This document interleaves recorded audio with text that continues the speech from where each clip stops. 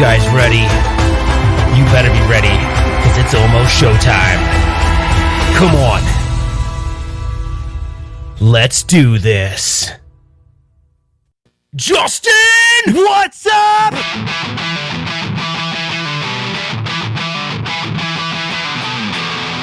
Welcome to the One Up Weekly Live. Yeah. What is going on, guys? Both of us are super tired. What do you think, Rob? It felt like we were at CES this week, even though we didn't leave our house. That's crazy. 100% agree. There was a lot of planning that went into that interview with John, and it was like, we wanted to make it right. We wanted to do it as best we could, and it does take a lot out of you. So I was exhausted, but we're gonna bring it today. We're gonna bring it. That's right. So what have you been doing this weekend? You have a good weekend? Everything's good, or? Yeah, I heard you've been doing some planning for your wedding. Is that right? Is that happening? Yeah, She's actually going to marry you? What the heck? Yeah, she said yes. I know. Believe it or not. God. I can't believe it. It's so crazy.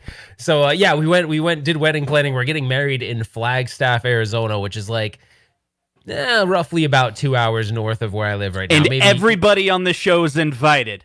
Exactly. Yeah, exactly. Rob's about to kill me. We are getting married literally in the middle of the forest, so you have to drive out to this crazy, crazy road that's all rutted out and stuff. And this is the view you get of the mountains, and then behind you, it's all awesome trees. It's really cool. So we're super stoked. We're really excited. And so that's what we did this weekend. We drove up there, but it was crazy because we drove up there and then we drove back all in one day. But that's super fun, and we're really, really excited. Yeah, let's get some ones in the chats, man. Let's get some congrats to Ralph, Pretty excited about that. But, that's not what we came here to talk about, although that's super awesome. And that picture looks so bright, it made me think of how light it was. Which reminds me of our theme today, Lightguns. Yes. That was the stretch. Wow, Justin. So we're gonna talk about Lightguns today, and the reason why I thought it was a good idea to talk about them is when and it was a surprise to Justin and I. It was a total surprise to Justin and I when John. He'd shared it with us briefly, but I didn't. He said it was going to be cool, but didn't really realize how cool. The Sinden Lightgun project is really cool. And that's kind of like breathing new life into the light gun technology, because it's been kind of stale for a while. You had, ones that worked on CRTs and they were designed for CRTs and they worked great. And Justin's going to kind of cover that. And then you had, in the middle, you had this a bunch of IR sensors, things like a Wii, the aim track, the Ultimark aim track, and all those worked okay. But there was an inherent problem with that technology that Sinden's trying to fix. That's right. And his whole thing is, I can make a light gun work on a modern TV, and you won't need any of this stuff. So we're going to kind of walk through the progression, because I think it's cool to understand how the technology worked. But then it's really neat. Why you'll figure out really quick once we get to it why we're so excited for the idea that that Arcade 1UP could partner with Sinden. It's awesome. That's right. So, another exciting part of the show is we're going to be going through some of our favorite light gun games. We'd love to hear what your light gun games are. So, put down in the chat what favorite light guns that you remember playing, and maybe they'll be featured tonight. I think that will be pretty exciting to also talk about some of these great games and how fun it would be to potentially have some of these games. Now, some of these games you can play now, some of them you can play with various ways, and maybe down the line Arcade 1UP will come out with it. Hopefully, the Sinden Technology and their partnership, it's just a start. So what do you think, Ralph? Should we kick right into it? Yeah, I think you should go. I think we should start with kind of hey, CRTs, it work great, right? I mean, why? Why does it not work now? And so, I think that's right. Covering that a little bit. Do you guys remember the game Duck Hunt? Yes. That's right. So you guys remember the game Duck Hunt? This is one of the very first games I ever played that had light gun technology. Now, how this worked? Remember back in the day, this was a CRT that you were playing against, a television that was running 60 frames per second. This game was running 240 lines for every frame, and that's interesting about it, because the way the light gun worked is the television is actually the light part of the gun, and the gun is a sensor. And when you pull that trigger, it's actually drawing a full black screen, and so that the light, the sensor on the light gun can detect that we have all black. All right, you with me so far? And the next frame, it would draw a white box around the duck, the very first duck. Yep. And it would then capture that, right? It would detect if I noticed a difference between black and then white. And then remember, it had a second duck. You could play with the second duck, and it would then on the third frame it would draw a white box around the duck. Now, if you watch really closely, do you guys remember when you would look at Duck Hunt, you would actually see a flicker of light? Do you remember that? That was the light gun technology working. Now, some of the problems with this on modern televisions is there's a number of problems. One, the accuracy and how quickly frames are being drawn are not as fast. There is lag and latency in the LCD screen. So all of a sudden, like, it's broken. It doesn't work, right? And the other thing is that the actual light gun, the Nintendo Zapper, is not sensitive enough to be able to detect your television brightness. And so that's where we start. Sega Master System was also very similar. And so, I don't know, Ralph, I mean, you remember playing Duck Hunt, right? Yeah, dude, I loved it. I loved Duck Hunt. Duck Hunt was so fun on the NES, and I remember the thing was, I think I actually hadn't played it in the arcade at all, but my arcade had one of those cabinets that was really cool. It was like the customized Play Choice, because they did have a Play Choice 10 cabinet that ran Duck Hunt that had guns. And actually, I own one, a Play Choice 10, but I don't have that attachment. But you can put light guns. So I love Duck Hunt. Duck Hunt was super fun. And then, there was that project that we covered on the channel where Hyperkin did like a ROM hack to get it working on LCDs. That's right. They were trying to modify, for that to work, they had to modify the zapper. They had to put a more sensitive photo sensor inside the zapper. So that solved the first problem.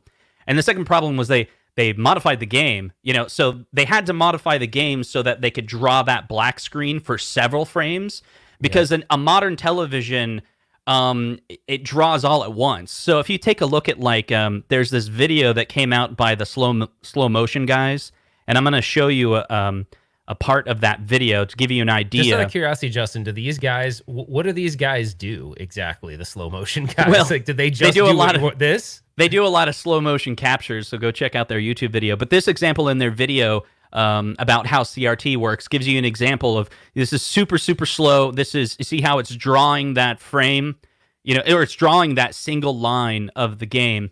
And so you can see how much control the Nintendo actually had. It could tell the television, and it was the one that was actually sending the sync signal and the color, exactly what lines to draw and exactly what pixel to draw. The Nintendo had that much control. But a modern television, it's all at once. It's like an entire picture all at once. So you don't have that level of granularity. And some of the light gun technology actually used the CRT as it was drawing, could actually know where the objects are based on the beam of light that's drawing at that exact moment. And now, again, Justin, you go to modern television, that's gone. Now, Justin, since we're talking about this is the perfect time, right, to bring up when someone that maybe never used a CRT before, they go, what the hell's a scan line? Why do people that like retro games want scan lines? Well, what you just saw is the scan line.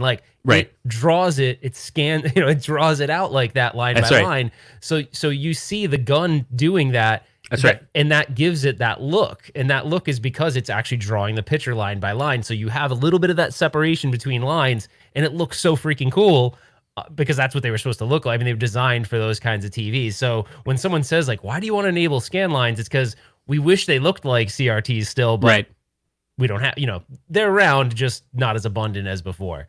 So that's right. So there's a lot of different technologies when it comes to light guns, and we're kind of taking you through this journey. So does everyone understand so far where we're at, where we have, a game like Duck Hunt that's like the television itself is the light, right? And you're capturing it, but it's not like capturing real pictures, right? It's binary. It's like, did I see the light or not? And that's why it has to paint that black picture. But there's other technologies, like another really cool technology. A lot of people don't think of it as actually as light gun technology, but it kind of is. And light gun's kind of a loose world. I know where you're gonna go with this. That's right. So the Power Glove is kind of a light gun. Can you pause the video real quick? Can you just pause it really quick? Yeah. All right. I think that's 1942. Okay, I never did try to play 1942 with my Power Glove. Well, that's the problem. Like you couldn't really do all these things in the Power Glove, you know. But the cool thing about the Power Glove is it did give Nintendo the idea to come out with something else in the future, and that was like the Wii, right? So the Power Glove is kind of a precursor. But the way the Power Glove worked is it had an IR. It had those. Do you remember? You'd wrap it around your television and had those 3 spots, and that's emitting it's emitting the light. And your gun is kind of triangulating the sensors. Again, it's a failed project. It didn't really work, but it was kind of another way. It's not capturing pictures. It's kind of capturing lights. It didn't really take off. And yeah. Well, so I think it is interesting. So I did play, and I want to know, all right, first of all, who in the chat had a Power Glove? Like, put who a had one a Power if you've Glove? had one. No. Now, keep in mind, remember the Power Glove? Let's see if we remember. Can you say it? The Power Glove. It's so bad.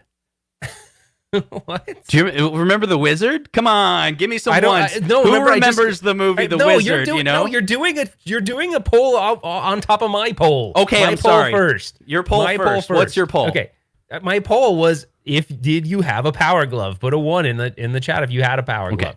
And the reason why I want to know that is because I did play. So you know when you're a kid and you get a piece of technology and it's like back then it was like, oh my gosh, the Power Glove was like this.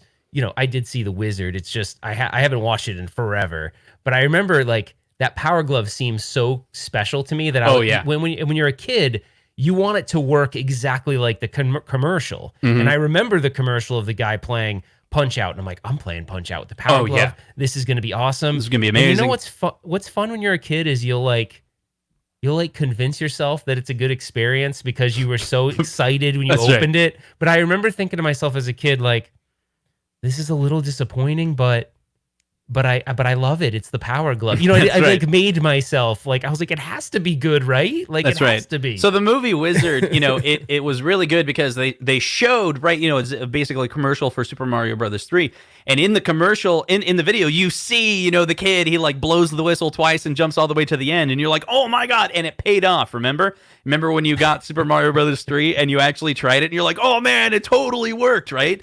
But then when you picked up the Power Glove, it did not work. Like Rad Racer did not work the way the movie showed. Oh no, it definitely did not. I think Rad Racer is one of the. I only had like maybe at that time I probably had like 10 NES carts maybe. So then we would just rent. I wasn't really buying them, but Rad Racer was one I tried with it. I can't remember. There was another game I want to say with Mario. Didn't you like? You'd have to move your finger to jump or something, or you could use this or move your finger. It was just whack. Well, the problem is you're like holding up your arm for like 10 minutes and you got tired, Another fantastic game that we want to talk about that had light gun technology was, come on, right? Terminator 2. And dude, when you asked the poll, a ton of people, I knew this too, because this was a game that such an iconic game. The funny thing is everyone believed this to be a light gun game, and really it was more of a positional joystick type of a thing. That's right. They got you. You thought it was a light gun, but really it was a joystick with a gun mounted to it, right? Well, technically it was like an analog stick, so it's more like a trackball. But as you're moving, the gun around, you're basically those crosshairs will move around kind of like a trackball. It did still need to be calibrated though, because the problem was that the range of motion on that. I don't know what you would call that little thing it's on. What would you call that? It's mount. The range of motion on the mount did go outside of the play field. So when the arcade owner would boot up the machine, probably on a daily basis, I would assume if it was out of calibration, would recalibrate it, which you'd shoot all the corners of the screen. That way it knew, when am I in those positions? So if you were out of range and it's like, I don't know, whatever, how many degrees it is, as soon as it got in range, it knew, because it knows its full range of motion. That's right. So it did need to be calibrated, but it was easier to calibrate because it was on a fixed object. You didn't. That's right. You didn't like walk away from it because the gun was mounted to the machine. But what a cool game that was. And the other thing that's kind of cool about this game, Justin, is you are playing it on a mirror. So a lot of people don't realize this. Oh, that's right. Yes. Yeah, the CRT is actually mounted on the bottom of the cabinet, glowing up, and then there's a mirror. So you're actually like, it's really weird. Lethal Enforcers is the same way. I didn't actually know that until I opened up a Lethal Enforcers and I was like, whoa, that's weird. Like, why the mirror? And then I went and did a bunch of research. It was like, can you put T2 PCB in a Lethal Enforcers? And it's like, well, technically it's kind of there and wired for it, but you'd have to do some work because the guns aren't the same. Right. Lethal Enforcers was a light gun, so totally crazy, man. These games, like, it was so weird because there was all these genres of games that all used the technology slightly different ways. Mm-hmm. It's pretty cool. What's another game? Like, I guess, Well, while we're talking about Lethal Enforcers, right? Yeah. So tell us all about Lethal Enforcers, Ralph. So Lethal Enforcers actually uses the same technology as Area 51 did. It's just that it is a light gun, right? It does need to be calibrated. It was connected to the machine on a wire, right? That wire ran back into the machine, and it actually had like it has like 4 prongs on it. That would connect directly to the motherboard or the printed circuit board of the game. But again, has to be calibrated. It is using light gun. It is a CRT. I actually have the PCB for this game. The funny thing is, you don't have to run it on a machine that has the mirror. You can actually adjust it. So you can say this game is in a cabinet that doesn't have the mirror. It's like a little dip switch or something? Yeah, there's a dip switch setting where basically if you have the mirror, it presents the image the other way, and the mirror reverses it. But if you tried to put this in a cabinet that didn't use the mirror, it would be upside down. That's right. It's pretty wild. So I didn't learn that really until more recently because I started picking up light gun cabinets. But that's another like really great. That's another like these are all really iconic games. That's right. So far, what we've talked about are games where, in the case of what is it, T2, it's really just a serial mouse. It's like a trackball. It's basically a gun mounted to a joystick. Everything else that we've talked about with light guns are the light gun technology similar to the NES, where there's targets on the screen and you're pulling a trigger and it's using a photosensor. But there's other ones. You guys, I don't have a picture on this one. You remember the Super Scope? The Super Nintendo Super Scope and its whole 6 games that it had? I didn't have a Super Scope, so you'll have to tell me a little bit about how this. I don't actually know how the Super Scope seriously, works. I have one right here, and I set it aside like 2 hours ago, and just now I remembered that I set it aside. So here's the Super Scope new in box, and what's really cool is right on it, it says Walmart $24 is what someone paid for it. Wait, that's the real, like, that's the price from when it was actually sold? Well, I don't actually know, but the sticker on this one, someone got it for $25. Okay. But this one, remember we were talking about the CRT, the scan lines itself.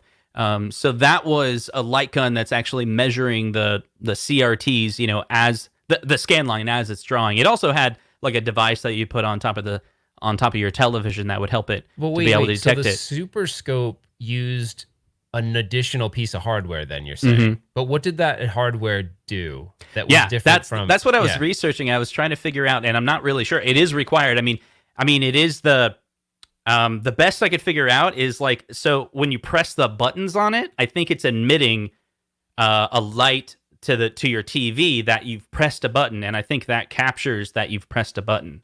So it's simple light messaging of which button you pressed, right?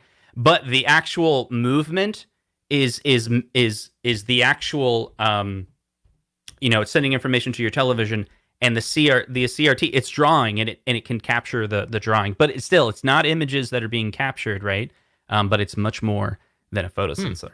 Okay, that's pretty cool. I didn't really know that. So the other one, I think you had one more. Well, we had another game there was another game that I wanted to bring up just because it's super iconic. What's that? The other game that people love, and they love all the games in the series, is House of the Dead. Like, House of the Dead is one of those games. Again, I just recently bought a House of the Dead cabinet. It's kind of interesting. Like, part of me acquiring all these is out of curiosity too. Like, some of these games, I could go look at the manuals and see how they work, but I really wanted to understand House of the Dead too. And House of the Dead is a traditional light gun game. So all these games fall into the same category, like Lethal Enforcers, traditional light gun, House of the Dead, traditional light gun. As a matter of fact, you can those HAP light guns you can use them on both. Now, the original Lethal Enforcers ones looked different than the Area 51 ones. The Area 51 ones kind of looked like a 9mm pistol. And they were red and blue, like that bluish, that arcade iconic bluish color. But yeah, this works just the same way. It plugs directly into the motherboard or the printed circuit board that the game ran on. But I don't know, I guess I was kind of surprised. I didn't realize like a lot of them were using all the similar, like the guns connect in the very same way. Sometimes the games were slightly different as to how they connected to the boards, where they'll have like little adapters you can buy. I actually went and bought new guns for it because the guns were kind of beat up. But this game didn't use a mirror or anything. It just At least there were a couple iterations of House of the Dead. The original one, the one I have, looks like a horse. It looks like you'd ride a horse or something. It has this long thing.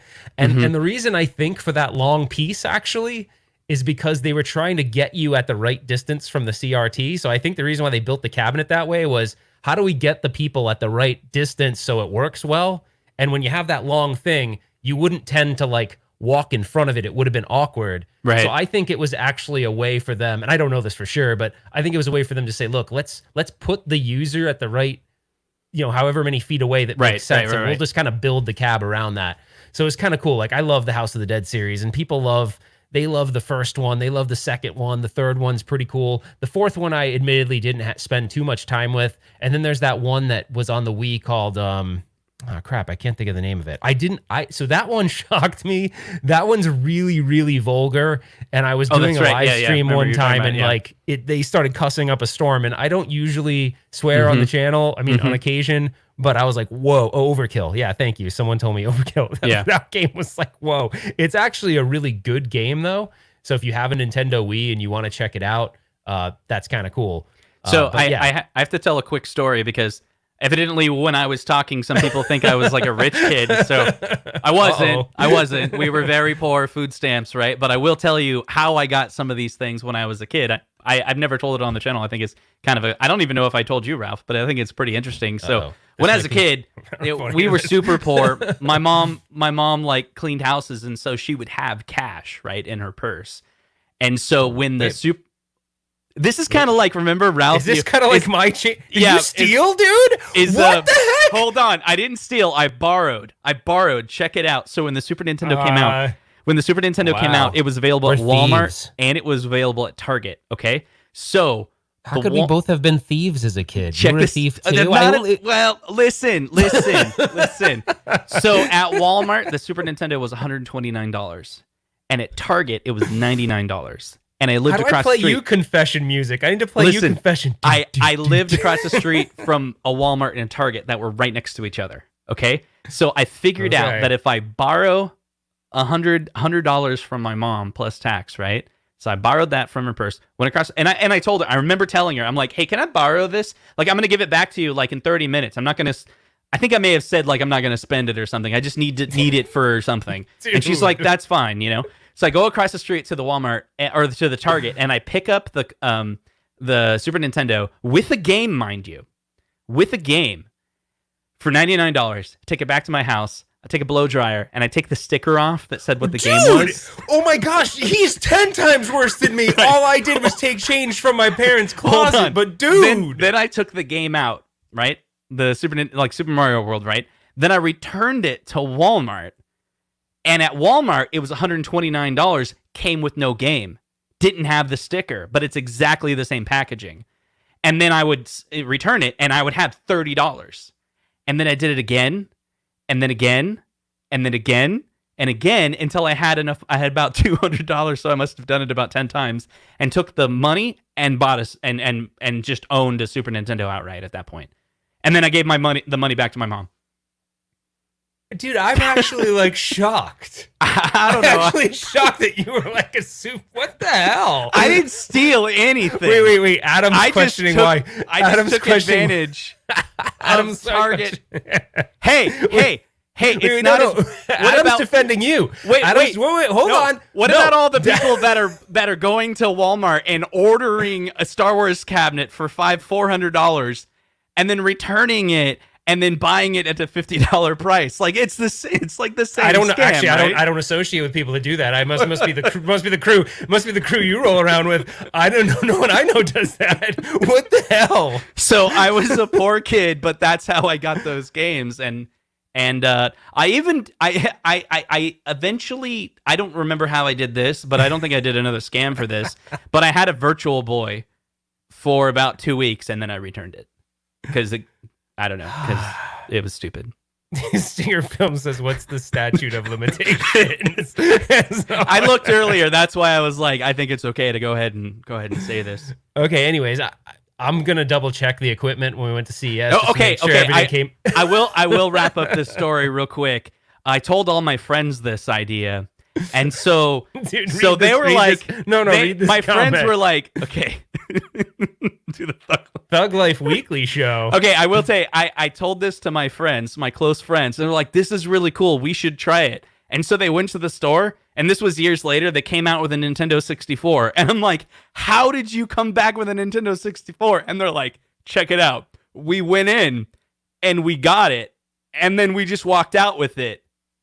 And I'm like, "Dude, that's straight up stealing." Yeah. So my friends. Okay. All right, we're gonna move on now because Justin's like a convict. So, yeah, I didn't know that. Actually, so just so you guys know, he had when I had done the change thing, when I had done the change story. Oh, did we tell that to people? That was really funny. No, what do you mean?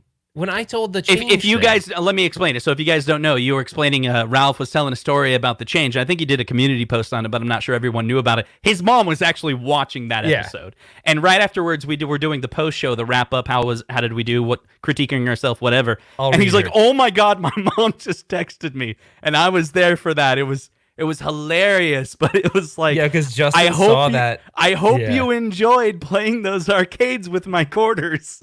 So Justin saw the instant reaction. Like, you know, I don't know. At least I think our generation, everyone that's here probably had this. I think my kids don't have, not saying they're not respectful, but I think they lack this chip a little bit.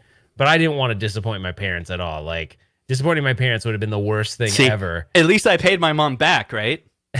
So wait, hold on. So Justin, I think, saw that, you know, that feeling, that like instant feeling when you've disappointed someone that you really look up to. It was like butterflies in your stomach, right? Yeah, and like instant armpit sweat. Like nothing's going to stop you. So my mom says, so after I told the story, and I'll give a 2-second version. So basically when I was a kid, we would go to this arcade called the Dream Machine. And what I did was I would go, I knew what the days we were going to go, and I knew how much money my mom would give me. So it would be like maybe like $10 or whatever, maybe if I was lucky. It probably was a lot less than that, maybe even 5, whatever. So, but I'd play the games that I knew I was like decent at, so I could play a little longer. So my stepfather, he owned like a couple little like apartment complex things with like several other people, and they had washer and dryer machines in the basement. So they would come home with the jars of the coins. Mm-hmm. So what I would do is I would like army crawl into her room, because my mom was always my mom was always in the kitchen. It's like she was Italian. She just cooked all the freaking, I don't even know. I think she would like fake cook sometimes. I don't know. She was always seemed like she was cooking something. So I went in and got the quarters, and I'd bring them there. So I knew that if she gave me $5, I could at least maybe sneak without noticing maybe another $1 or whatever. So anyway, so I told that story on the show. So after the show, my mom didn't text me till like maybe Justin and I do like a post wrap up where we just talk about things or whatever, what we could have done better, all that stuff, like critiquing each other really. Mm-hmm, mm-hmm. And so I get this text and said, "This is my mom." She says, "Was that a true confession on your show?" And I'm like, like heart sunk. So I'm like, oh instantly. Crap. So then I'm like, okay, does she say anything else? "You never know when I'm watching." And I'm like, oh crap. And she said, "I hope you enjoyed the Dream Machine with your unearned quarters." And so I'm like, okay. And then she didn't say anything else after that. And then like, I was like, oh crap. Like, is she disappointed? And then like, I saw the dots going, and she's put "love you" with like heart thing. I'm like, okay. That's good. So yeah. That's man. Right. So all of that to bring you to, let's talk about Sinden, guys. So the Sinden light gun, we're gonna switch on you. We went through just all so you of know, this. Justin, I call it. We always the mess Sinden? It up. Sinden. I call it. I mess it up too. Yeah, the Sinden. All right. So Ralph, how does this change everything that we just talked about? Like how we talked about the light guns and it's the photo sensor. You know, what does this use?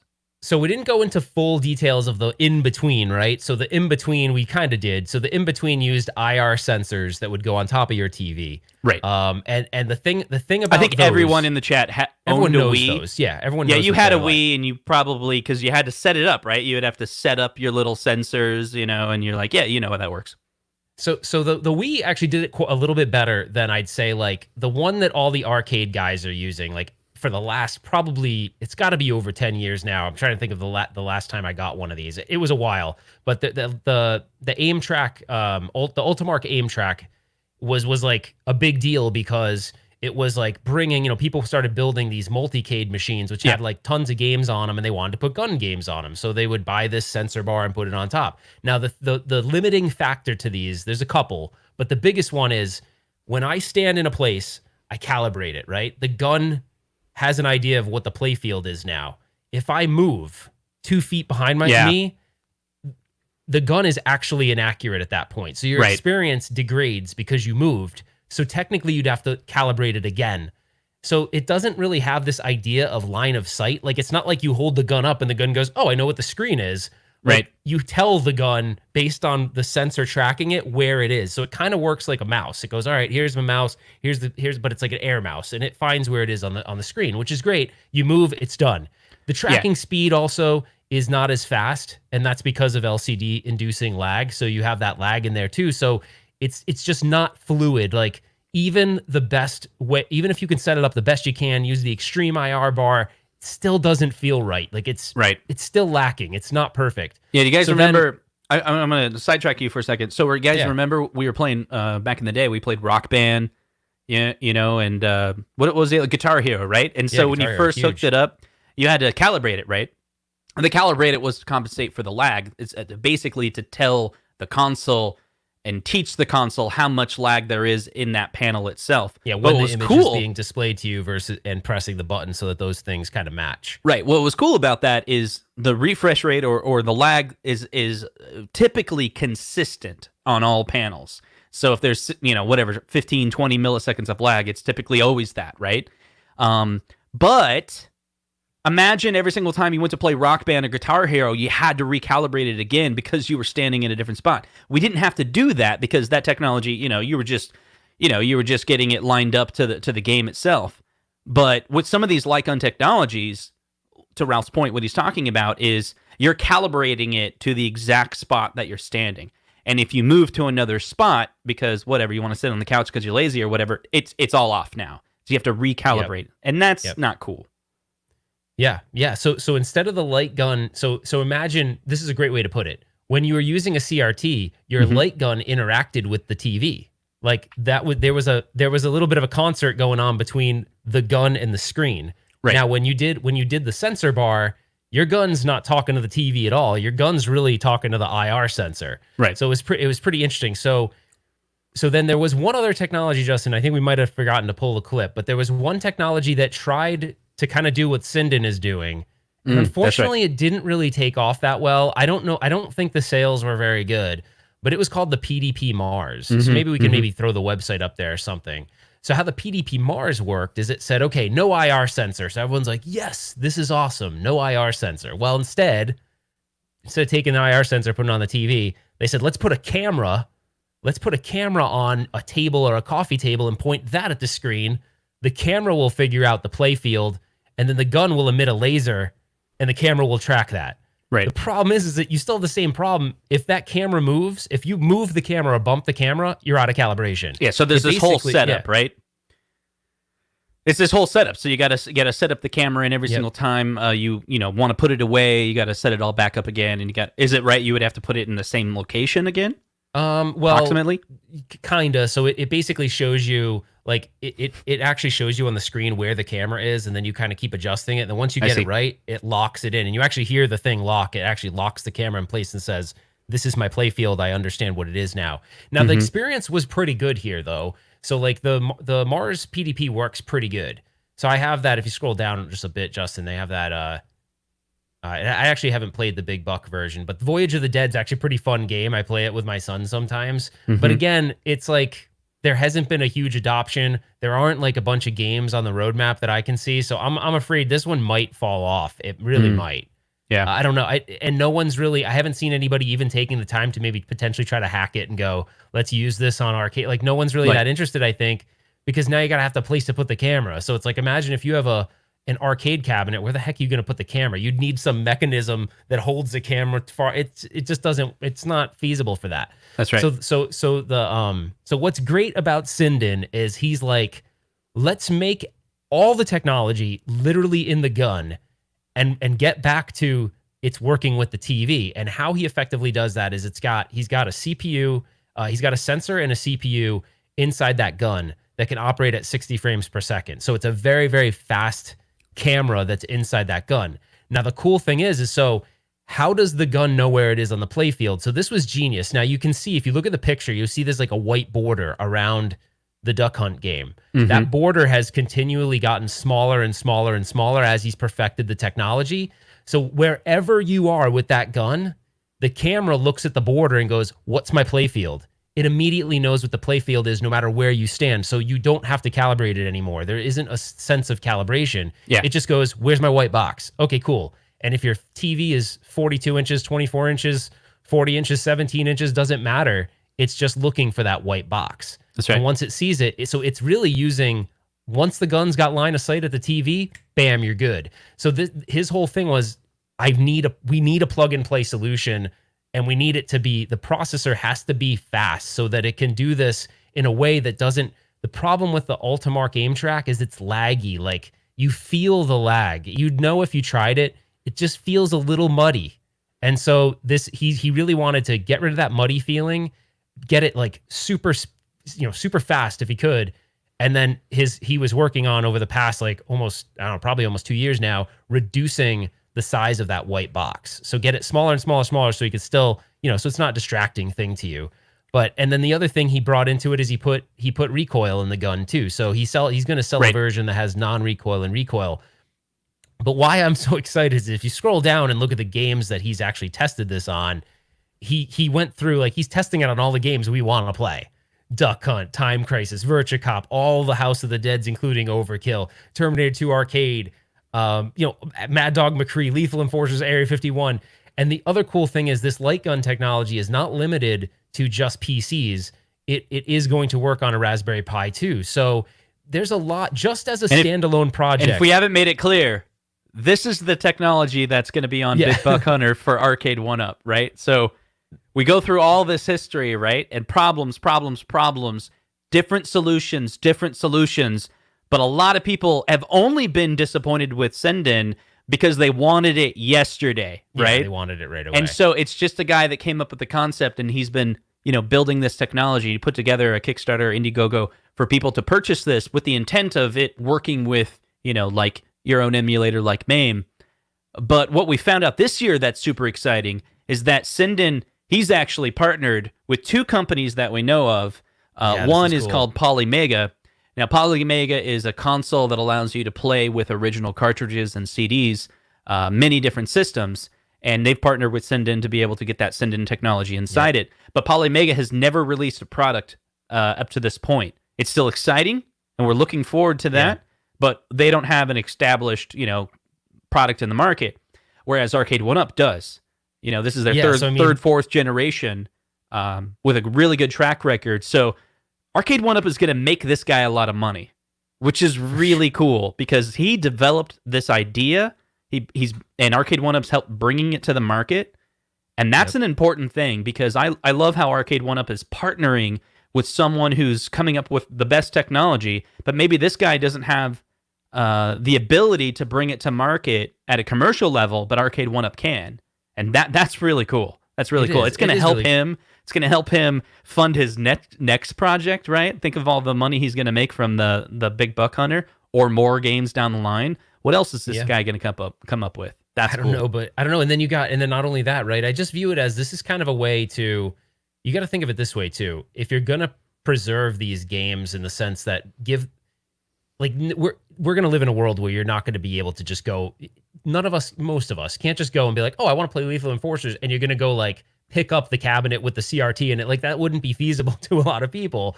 So the thing is, this technology is now re-bringing back that experience, but in a way that doesn't require all this other hokey stuff, because I know why Arcade 1-Up did, and I'm glad they did this. So they could have went with run-of-the-mill standard IR sensor technology. And I think if they did, I would assume, and I have no idea, no one's ever told me this, I'm going to guess that they had a conversation and went, what's support on a product like that going to be like? And someone must have known something in that room and said, guys, it's going to be a nightmare if because our customer base wants to turn a switch on and it just work.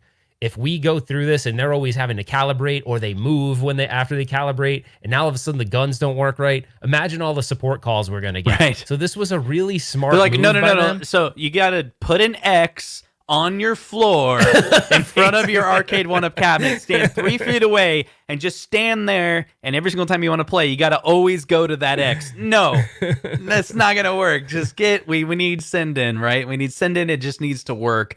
And that's what's really cool about Arcade 1-Up. You know, they're the type where they're like, hey, the game boots up. You press one button. You're into the game. You know, that's what's going to... I hope it's like that with Big Buck Hunter. People just walk up to it, hit a button, start playing.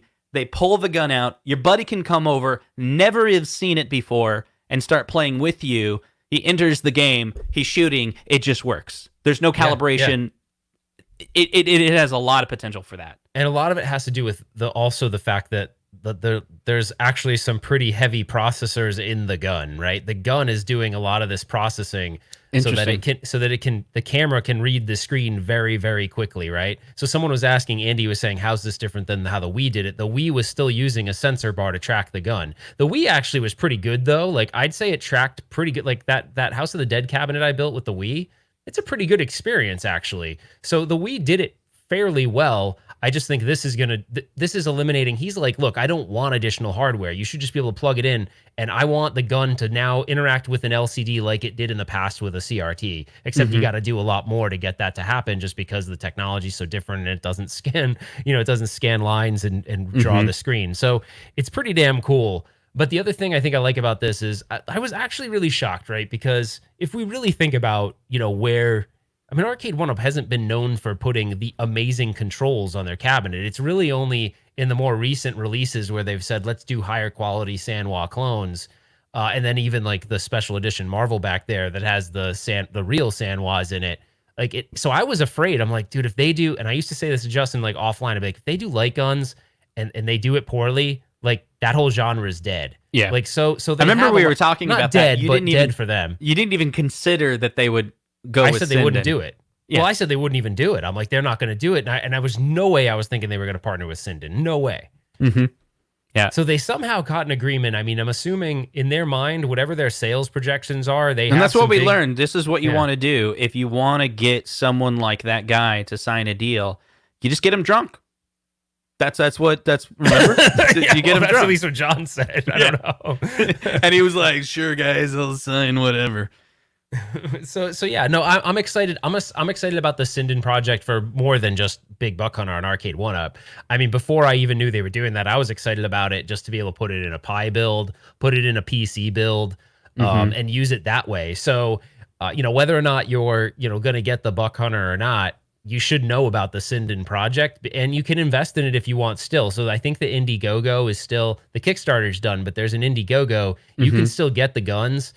You can even get the holster that actually is made to go. Like, let's say you had a modded Arcade 1-Up and you want to put it in there, you could use it. The one company I don't know, right now At Games is using the Ultimark aim track, but maybe down the road they could have support for the Sinden too. I mean, even so, if you Pi modded your At Games, you could use the Sinden, or if you PC modded your At Games, you could use the Sinden.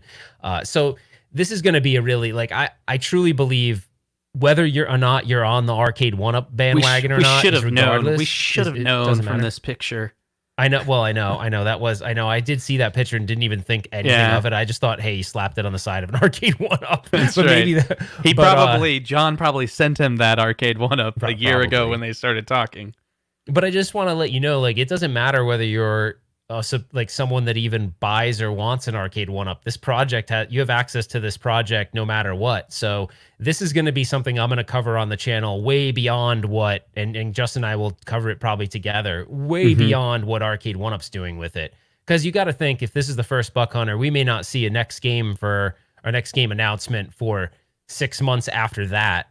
So, and who knows what that next game will be. We could all make some predictions, but I'm assuming I think House of the Dead is like the one. House of the Dead and T2 are like the ones that always are battling back and forth to that. But it's interesting. There's lots of light gun. This to me is the definitive light gun technology now. As long as it all comes out the way it's supposed to, I think this is going to set the bar for what a light gun should be like on a modern day display. So I'm pretty excited about that. That's right. So what do you guys think? Are you interested in the light gun technology? Is this something that you're you're actually interested in? When's the last time you played a game like that? I know that when the Wii was popular and I was playing that, I did love take advantage of games that were different. That wasn't just your simple platformer. You're grabbing a controller and holding down buttons and running across the screen. But all those different games were a lot of fun. I don't know. What about you, Ralph? Like in your regular monthly video games, how often would you like to play a game that's a light gun type game? Well, I have a system downstairs, which is it was an Atomis Wave shooting cabinet. It's really cool. It's like on a pedestal with a CRT. And I went and bought the Area 51 Maximum Force multi-board, which is a PCB. It's an original arcade board. I play that. It's funny because it's in my office. So like sometimes I'll get off a call with like, it'll be frustrating call and I'll fire that thing up and just like go through Area 51 or Maximum Force. I won't play the whole game, but it's funny. Like those games have an ability to kind of like burn off some steam sometimes too. So they're kind of cool. They're really fun. Lethal Enforcers is also fun. I think if I had access to something like this, I'd play it quite a bit. Now, admittedly, I like Buck Hunter when I'm in a bar or something and it's there next to the gold tee, whatever. It wouldn't have been my first pick, but I think it's going to do really well because that game it's an Incredible Technologies game. There's a bunch of Buck Hunters still en route at all these different places, bars. They have them in Buffalo Wild Wings. They have them everywhere. So Buck Hunter is still a game that is en route. People are paying money to play it. So I think what you'll see is, you'll see them bring on all other titles, but I'm sure a lot of the market research said, hey, Buck Hunter is going to be a big one like Golden Tee was, It wouldn't have been my first choice. I'll probably still buy it because I just want to play with the technology. I'll definitely buy it because I want to play with the technology. Yeah, I think for me, I don't know. I'm still torn on whether or not I'll get a Buck Hunter, but I know the moment you unpack it, I will be on the phone and be like, don't even turn it on. Unscrew everything. I want to see. Let's switch to FaceTime. I want to see everything they're using on the inside. Yeah, it's going to be cool. I'm excited because I'm wondering, like, Arcade 1-Up Tech, when they do stuff, it's sort of built, the controls there's nothing proprietary about those. They're connected the same way, but they go into their own encoder board, which you could take those connections and put them into any zero latency encoder board just because it's the same actually end connector on it. Now, the thing that'll be interesting is, will the Buck Hunter guns just be standard USB where like it's Sinden's technology, I can use it on anything else? I don't know. I'm actually wondering whether they do that or not, because you notice mostly everything in the Arcade 1-Up system, once you get in the back of it, it's all like somewhat proprietary. It's all kind of locked down. The technologies are off the shelf, but the way they package it is more proprietary, right? So they don't. It's not like you can just get to your Arcade 1-Up and, although you used to be able to. I don't know if you guys have been around for a while, but you used to be able to solder a USB, a female USB connection to 4 solder points on the PCB and hit tab and get into MAME. But that's when they were using MAME. Now they're using commercial emulation, which could be based on MAME, but it's locked down. You can't just like hook up a keyboard and press tab. So that was pretty fun. If you guys weren't around during those days with Arcade 1-Up, it was pretty wild because they had like one PCB and it had like all the games on it, or a lot of the games on it. So it's kind of interesting. And games they didn't actually release. So it was pretty cool because Breakout was on one of them. Anyway, so it was really fun at the time to hack those. Actually, Arcades, thanks, dude. He's a really big member in the CoinOps community. And they made this new one a lot more difficult to hack. As a matter of fact, no one's really hacked the new one that I know of. Nope. So we'll see. They do make it relatively difficult because everything's stored on a NAND chip on it, and you can't really just rip a NAND chip off a board and read it with a reader. So it does make it a little bit more difficult. That's for sure. If you want to get into like hacking and stuff. A lot of people are talking about Time Crisis. A few people are saying Time Crisis should be the next one. So help me out, guys. I can't remember. Is Time Crisis one of my favorite games? And I think it's Time Crisis, the one that had the pedal so that like you'd have your gun, right? And you'd hit the pedal and it would make you duck. Like, I loved that. I think that was Time Crisis. I used to love that element. So the other cool thing is, so if you like Time Crisis, one of my favorite things is when you use the Ultimark aim track. So because that's kind of what we have right now, that's the technology you can use. So the aim track has 2 buttons on it on either side. And those buttons, like if you're in T2, you can use it to launch the bombs. But in Time Crisis, I believe it's Time Crisis. Oh, Time Crisis 2. I have the button mapped so you can duck. See the foot pedal? So I have the button on my Ultimark mapped to that foot pedal. On the gun? So, yeah, so when I hit that button, he ducks, which actually works really good, by the way. It works really good that way. So yeah, this is a really good. Time Crisis is a badass game. It really is. It's a fun. That's a fun shooter. Well, there's one in stock. There you go. Yeah, that price is not. That's something that I'd try to get at auction, maybe. I don't know if you guys know this, but I've been like buying a lot of stuff at auction lately. It's really the way to go. If you're kind of like in the middle of the country, you definitely like you can still get shipping fairly good. Go to Captain's Auction Warehouse. That's and like there's a lot of stuff you can pick up. So I'll let the community know. That crane machine you got, I am so jealous. You got that thing for $150. And he filled it with a whole bunch of Sour Patch Kids, you know? Well, I didn't. Does it have settings where you can make it more difficult? Like you know, can actually. So those of you see, I knew it. Do you guys remember that? All those crane machines, you know, like you'd go play them and you would grab it, you know, like a stuffed animal. You grab it by the head and it was just like drops. It's like those stupid arcade owners set the sensitivity to 1 or something. How many It's actually really complicated. So when you open up the coin door on a crane machine, there's actually like three various voltage settings, and you can tweak it, and all of it makes it like how. Dude, we should do an entire segment on this. It's pretty cool. I haven't perfected it yet. I've been playing with it, but it's really cool. Like the crane machines are kind of off the, like they're kind of like all over the place. So I did get it. Also, I got an the Midway game off-road challenge. I got there. That was $300. So Midway, the off-road challenge was $300. I got a cruising Exotica for $350. All of them work. They're really cool. I mean, I don't know. They're just cool. If you guys are interested, it's even fun. If you love arcade games, check out one of these auctions. Be honest here, man. Tell us about your experience. We're kind of switching subjects here. Lightguns, we're kind of past that, and we're just open freeform now. You buy, and they're from San Diego, right? And so no, they're in Orange County. They're Orange County, California. Now, remember, you were calling me. You're like, I'm thinking about driving. You're going to get a U-Haul. You know, you're going to drive there, but it was complicated. And you're like, or should I just ship it? And I was like, dude, how much is the shipping? Compare, you know, whatever. So what does that end up? I mean, you're getting these arcade cabinets at a really low discounted price, and he lives in Arizona, so the shipping, you know, it's from Orange County to where you're at. It's not like they're being shipped, you know, and you live in North Carolina or something like that.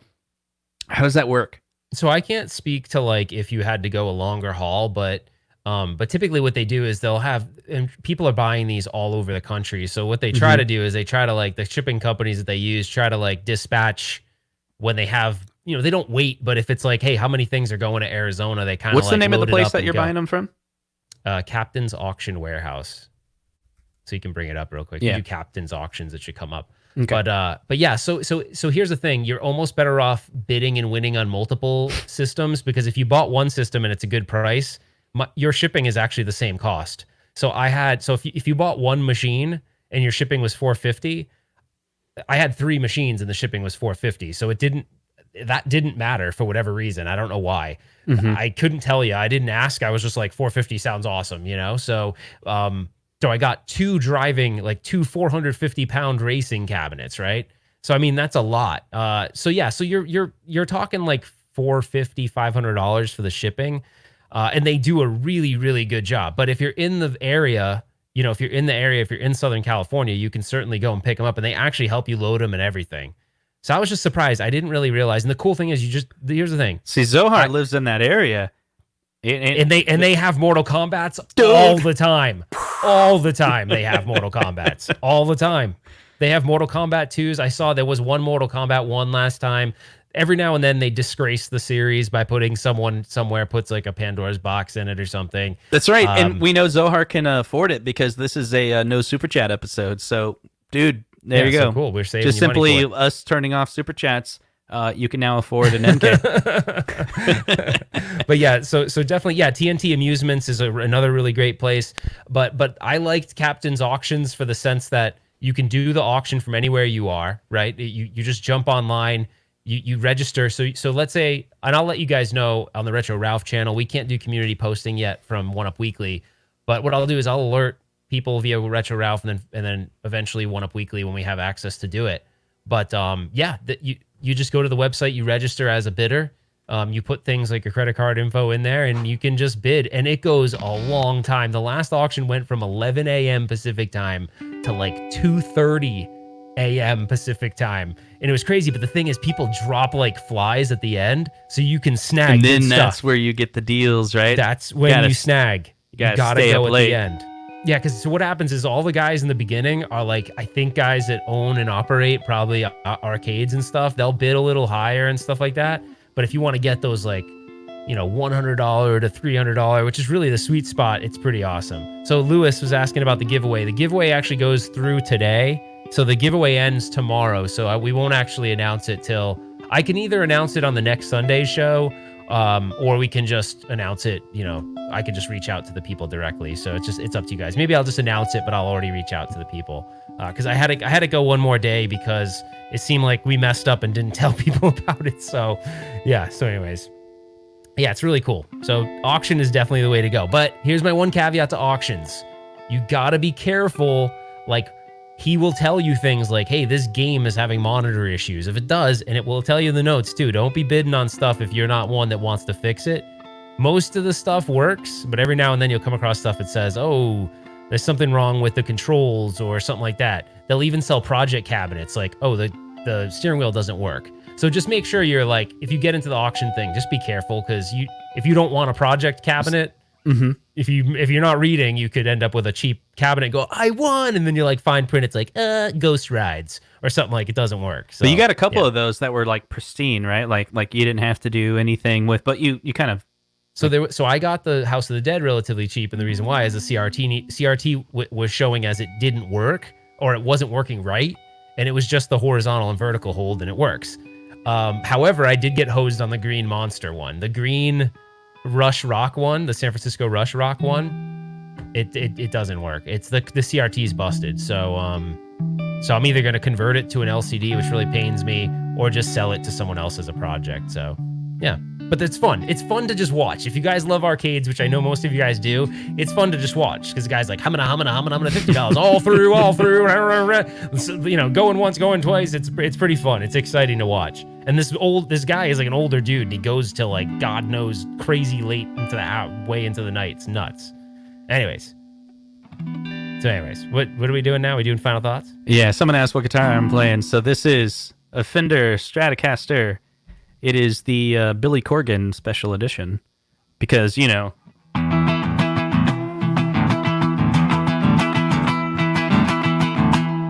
Yeah!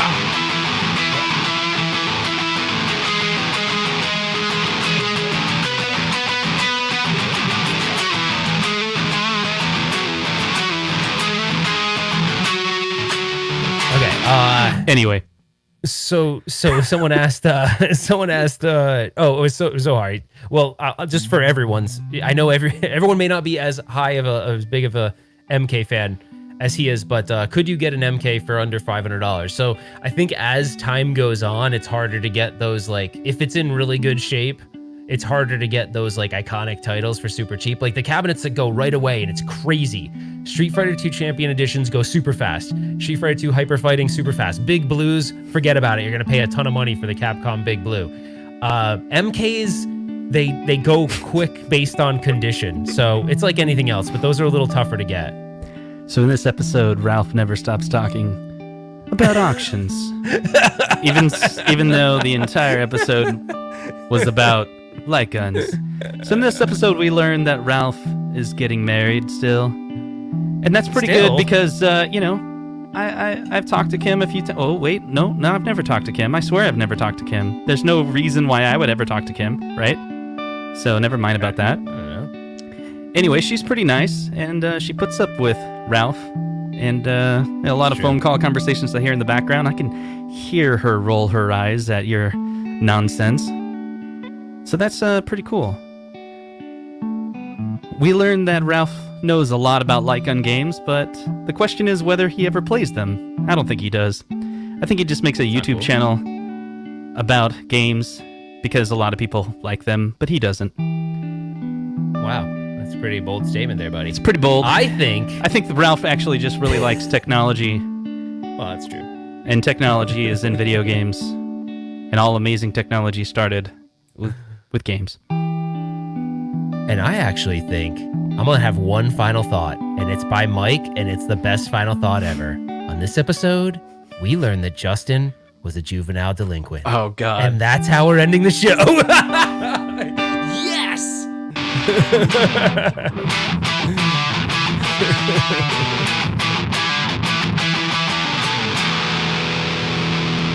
Yeah. Thank you so much, guys, for hanging out with us tonight. We'll be back next week for another amazing show. Well, you know, if you liked it, please come back. And if you liked it, please subscribe.